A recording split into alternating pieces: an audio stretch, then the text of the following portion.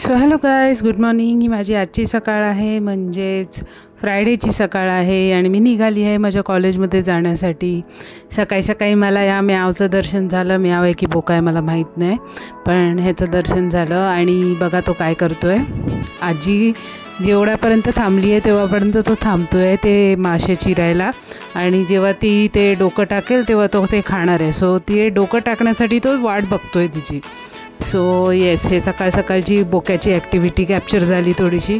त्यानंतर मी निघाली आहे स्टेशनकडे आणि मी कम्प्लिटली विसरून गेली की माझा आज पास संपला आहे. हे जे येलो फ्लावर्स तुम्हाला दिसत आहेत ते समर सीझनचे आहेत, म्हणजे ते त्यावेळेला ह्या सीझनमध्ये हे फ्लावर्स खूप येतात, सगळीकडे येतात, भरपूर त्याचं लागवड होते किंवा ते भरपूर ठिकाणी तुम्हाला दिसतील. त्याचं फ्लावरिंगचा सीझन आहे. आणि आता मी निघाली आहे आणि ह्याच्या आधी मला काम करायचं होतं, म्हणजे पास काढायचं. सो ते काम करायला मी एकदम विसरलेली. सो मी साईडला जाऊन आधी पास काढला. जेव्हा मी पास काढत होती त्याच्यानंतर जेव्हा मी स्टेशनजवळ जात होती तेव्हा मला हा तिकडे नजारा दिसला, जो तुम्हाला आजच्या रीलमध्ये दिसला असेल. सो हे होत असतं. This is Thakurli for you guys, this is Thakurli. आज ऊन खूप जास्त असल्यामुळे हे जे तुम्हाला दिसतं आहे, हे जे माझे प्रकार आहेत गॉगल वगैरे घालण्याचे किंवा जे काही प्रकार चालू आहे तिकडे, हे त्याच्यासाठी आहेत, कारण भरपूर ऊन होतं यार आणि डोळे जळायला लागले होते आणि त्यामुळे गॉगल घातले होते. हा माझा फेवरेट स्पॉट जो तुम्ही इथे बघताय, सगळे कबूतर वगैरे उडत आहेत ते बघा, किती छान वाटतं आहे. बघताना खूप छान वाटतं. जेव्हा तिथे उभी राहून शूट करत होती असं वाटत होतं आता येतील माझ्या डोक्यावरती बसायला, पण नाही, तसं झालं नाही. ते त्यांचे काय त्यांचं चालू होतं आणि मी माझी चालू होती. आता मी निघाली आहे कॉलेजमध्ये जाण्यासाठी. आज एक्झाम तर नाही आहे, पण पेपर करेक्शन वगैरेचं काम आहे आणि सुपरविजन तर आहेच आहे. सो हे 2 काम आहे. आणि इथे तुम्ही बघू शकता आज मला सगळे पर्पल बोलवत होते. त्याचं रिझन पण तुम्ही बघू शकता, कारण मी खरोखर पूर्ण पर्पल होऊन जाते. So yes. आणि हा थोडासा रस्ता आहे आझादनगर मेट्रोकडून तिथे जाण्याचा. आणि परत एकदा माझा लुक आजचा तुम्हाला दाखवताना मला खूप आनंद होतो आहे. हा संध्याकाळचा टाईमचा आहे, कारण हा तुम्ही बघू शकता सनसेटचा टाईम आहे. सनसेटच्या टाईमाला जेव्हा मी एक्सपेरिमेंट करायच्या मूडमध्ये असते तेव्हा मी असे सगळे कामं करते.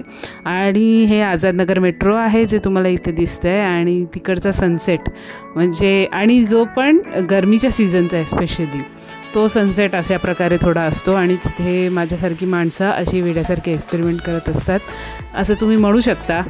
बट येस, मला खूप मजा येते ते सनसेट वगैरे शूट करण्यासाठी. आणि मेट्रोचं लिहिलेलं तर 2 मिनटं, पण आम्ही अक्षरशः 5-7 मिनटं तर थांबलो होतो मेट्रोसाठी इकडे. सो त्या दरम्यान मी हे थोडंसं शूट करत होती. या माझ्या कॉलिग आहे ज्यांचा हात तुम्हाला दिसतो आहे, आणि एका साईडला त्या उभ्या आहेत, एका साईडला मेट्रो येते का नाही त्याची वाट बघत आम्ही दोघं उभे आहोत.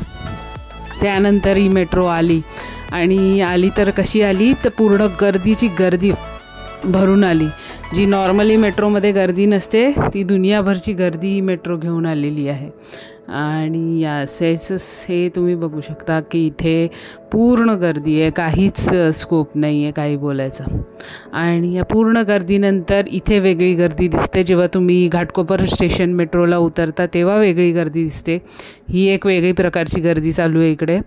आणि बघितलं तर, आणि इकडे काय ना मुलगा होता, माणूस होता. सो ऑपोजिटमध्ये बाहेर बघत होता. असं वाटत होतं की कुठला तरी मुलगा बाल्कनीतून बाहेर बघतो आहे. सो त्याला बघून मला खूप हसायला आलं. ज्या प्रकारे तो उभा होता, तो आडवा उभा होता. हे कसे उभे राहतात ना सरळ समोर बघत, तो आडवा उभा होता. सो जर तुम्ही ऑब्झर्व केलं असेल तर तसं तिकडे काहीतरी मला दिसलं होतं, त्यामुळे मी तिथे त्याला बघून हसत होती. आणि या मेट्रोच्या लाईनमध्ये, म्हणजे हे काढायच्या लाईनमध्ये मध्येच एक अंकल आले जे माझ्या पुढे उभे होते. आणि मी मनात म्हटलं की का, बट इट्स ओके. सगळ्यांनाच घाई असते त्यामुळे आपण कोणालाच काय बोलू शकत नाही. आणि ही थोडीशी मी दमल्यासारखी थकल्यासारखी तुम्हाला इकडे दिसते आहे. आणि जेव्हा मी हे बघत होती तेव्हा मागे खूपच सुंदर भाषेत कोणाला तरी काहीतरी म्हणत होतं. जेव्हा मी ओरिजिनल क्लिप जर दाखवली ना तर तुम्हाला कळेल की काय चालू होतं तिकडे.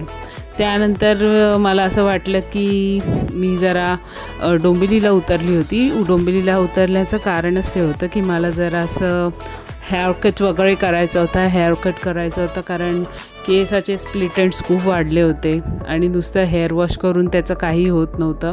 सो मी म्हटलं आज जरासा हेअरकट वगैरे करूया. सो मी आईला फोन केला त्याप्रमाणे आणि मग मी गेली डायरेक्ट उडी मारली शिवा सलूनमध्ये. भरपूर लोकांना माहिती असेल, जे डोंबिवलीमध्ये राहणारे असतात त्यांना माहिती असेल शिवा सलूनमध्ये जायचं. सो शिवा सलूनचा रस्ता माहिती असेल. सो इथे मी तुम्हाला तो पूर्ण रस्ता शूट करून दाखवला आहे, जिथून मी चालत गेली शिवा सलूनकडे. हे आपलं डोंबिवलीचं मोठं मार्केट आहे आणि इथून मी गेली आहे शिवास सलूनकडे. सो येस, तो शिवास सलूनकडे जेव्हा मी गेली तर सगळ्यात पहिले त्यांनी मला भरपूर सारी ट्रीटमेंट सजेस्ट केली, पण मी म्हटलं नाही बॉस, मला आता एवढी ट्रीटमेंट नाही करायची. पण जसे ते हेड मसाज सुरू झाले तसं मला खूप छान वाटलं. आणि इथे तुम्ही बघू शकता की मी जे हेअरकटसाठी गेलेली तर त्यांनी माझे हेअर कसे बाउन्सी झालेले आहेत. हेअरकट पण केला त्यांनी. So I was very happy. Anyways, thanks for watching. Keep सबस्क्रायबिंग.